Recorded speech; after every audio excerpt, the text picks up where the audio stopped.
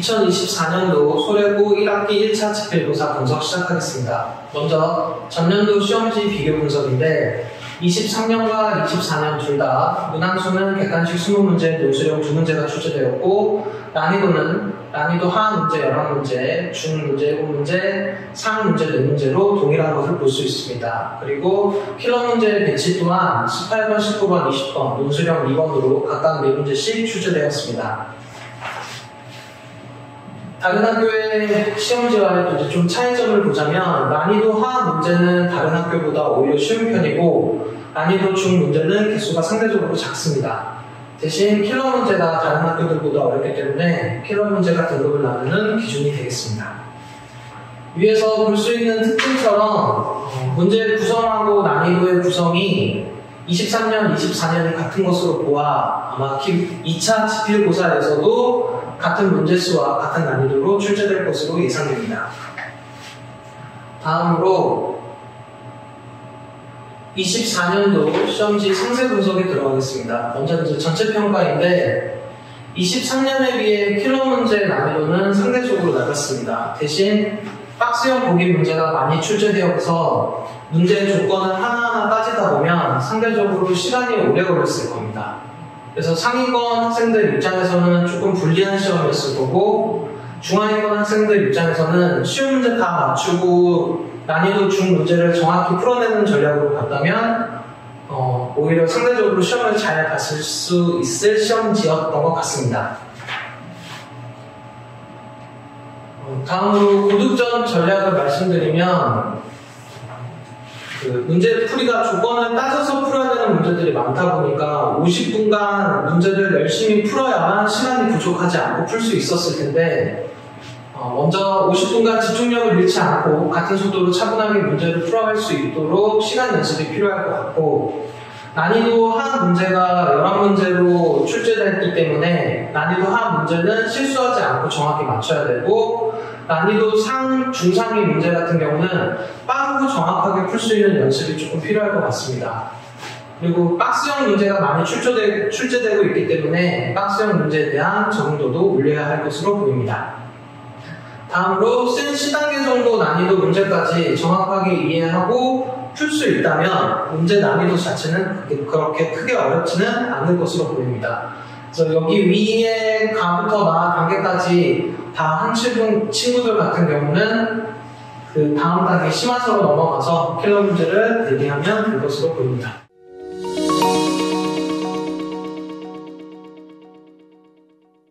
그리고 20번 문제풀이 시작하겠습니다. 이차함수 y는 fx의 최고창의 개수는 2고 이차함수 y는 gx의 최고창의 개수는 마이너스 1이다. 1차함수 y는 hx에 대해서 fx와 hx의 그래프가 만나는 x좌표가 각각 알파, 베타 y는 gx와 hx가 접하는 점의 x좌표는 2분의 알파 플러스 베타. 이때 fx와 gx가 만나는 교점의 x좌표의 합이 1, 곱이 마이너스 3분의 1일 때 8알파 세제곱 플러스 베타 세제곱의 값을 구하시오라는 문제인데 이 문제는 주어진 조건 1번과 2번 조건을 가지고 식을 세운 다음에 3번에 해당하는 식을 유치해서 풀어야 되는 문제입니다. 첫 번째 힌트가 2차 함수와 1차 함수가 만났다고 했으니까 두 식을 갖다가 놓고 한쪽으로 정리한 식이 2차 식일 거고 최고차항의 개수는 fx를 따라가기 때문에 최고차항의 개수는 2고 교점의 x좌표 두 개의 알파, 베타가 이 2차 방정식의 두 근일 테니까 식이 여기까지 세워집니다. 그리고 마찬가지로 gx와 hx도 식을 두 식의 교점의 x좌표가 A라고 했으니까 두 식을 갖다가 놓고 한쪽으로 정리한 식, 이 식이 x에 대한 2차 식이어야 되고 gx의 최고차항의 개수를 따라갔을 테니까 최고차항의 개수는 마이너스 1이고 얘가 접한다라고 했으니까 중근을 갖게 됩니다. 그래서 x 빼기 2분의 알파 플러스 베타 제곱인 식이 나옵니다. 이 두 가지 식을 가지고 문제에서 원하는 거는 fx랑 gx랑의 교점을 원하기 때문에 이 두 개를 한쪽으로 정리한 두 식을 뺀 식을 찾아야 됩니다. 그래서 1번 이 식과 이 식을 연립처럼 위에서 밑으로 빼주면 fx 빼기 gx라는 식이 나오고, 이 식에서 이 식을 빼면 식이 여기까지 나오거든요. 그리고 이 식을 한 번 더 간단히 정리를 하게 될 거고, 이 방정식의 두 근이 이 두 그래프의 교점이 됩니다. 그래서 fx랑 gx의 이 방정식의 두 근은 감마랑 델타라고 하면 두 분의 합은 마이너스 a분의 b니까 마이너스 3분의 마이너스 3 알파 플러스 베타 식을 정리해보면 알파 플러스 베타가 나오고, 여기서 두 교점의 합이 1이라고 했기 때문에 이 값이 1이기 때문에 알파 베타의 값이 1이라고 구해집니다. 그리고 두 교점의 곱이 마이너스 3분의 1인데 두 교점의 곱이 a분의 여기 전체까지가 c니까 a분의 c를 하면 그 값이 마이너스 3분의 1이 되고, 방금 전에 구한 알파 플러스 베타 값은 대입하면 알파 베타의 값이 마이너스 8분의 5라고 구해집니다. 그리고 이제 문제에서 구하라고 한 8 알파 세제곱 더하기 베타 세제곱의 값은 곱셈 공식 변형을 이용해서 더한 값하고 곱한 값을 대입해주면 값은 23이라고 나오게 되는 문제입니다. 그럼 이건 문제풀이 시작하겠습니다.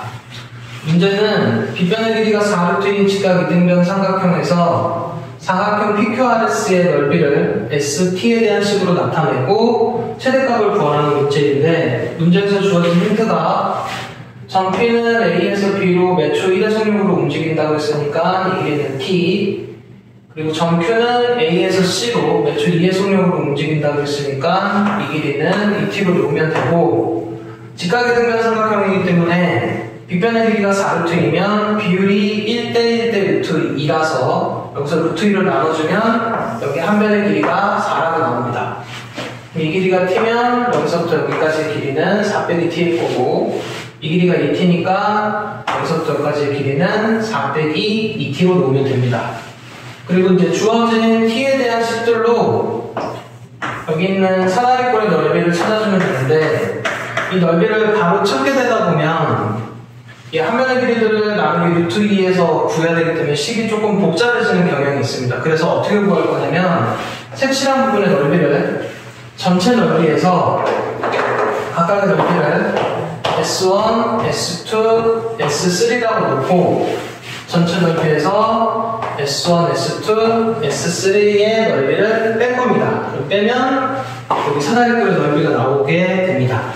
첫 번째 하나씩 구해보면 전체 큰 삼각형의 넓이는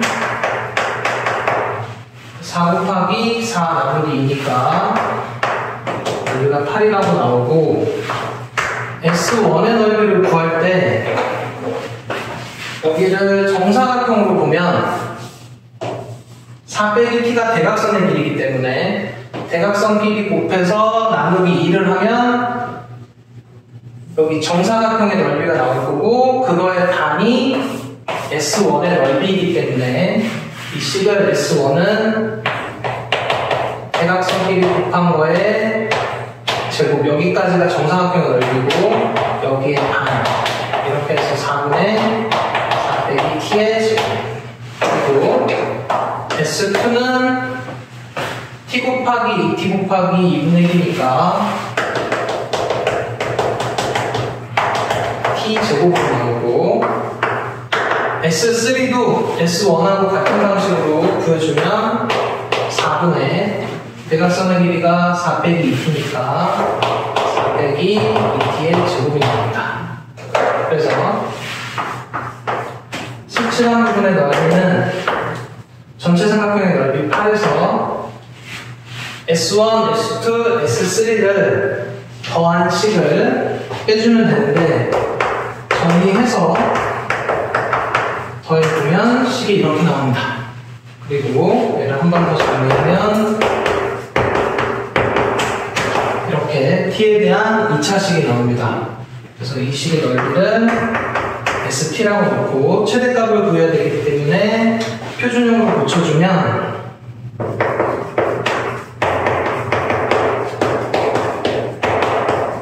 이렇게 됩니다. 그리고 문제에서 주어진 조건이 t가 0부터 2 사이이고 그래프를 그려보면 꼭지점이 3분의 4,4에서 위로꼴로 그리고 문제에서 주어진 조건이 0부터 2까지니까 최대값은 꼭지점에서 갖는다는 걸 알 수 있습니다. 그래서 넓이의 최대값이 4가 되는 문제입니다.